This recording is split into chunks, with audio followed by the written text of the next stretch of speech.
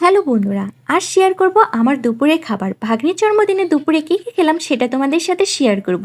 সাদা পোলাওর সাথে নিয়েছিলাম কাটলেট। সাদা পোলাওটা দেখো কতটা পারফেক্ট হয়েছে, একদম ঝরঝরে ছিল।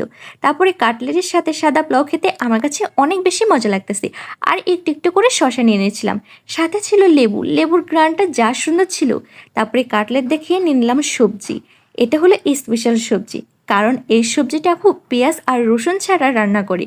এত মজা হয় খেতে, অনেক বেশি মজা হয়। তারপর দেখো অনেকটি পোলাও খেয়ে ফেলেছি। তারপরে নিয়ে নিলাম আমি রোস্ট। সর্বোচ্চ রোস্টটা আমার কাছে বেশি মজা লেগেছিল খেতে, অনেক অনেক বেশি মজা লেগেছিল। আজকের খাবারের মধ্যে বেস্ট লেগেছিল রোস্টটা। তারপরে রোস্ট দিয়ে আমি অনেকটি পোলাও খেয়ে নিচ্ছি। আমার তো পেটটা ভরে গেল, আর অনেক কিছু খাবার বাকি আছে।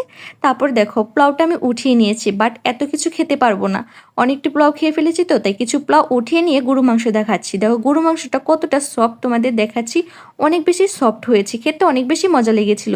তারপরে খাচ্ছি দই। গরু মাংসের সাথে দই খেতে কিন্তু অনেক বেশি মজা লাগে। আজকের খাবার এ পর্যন্তই।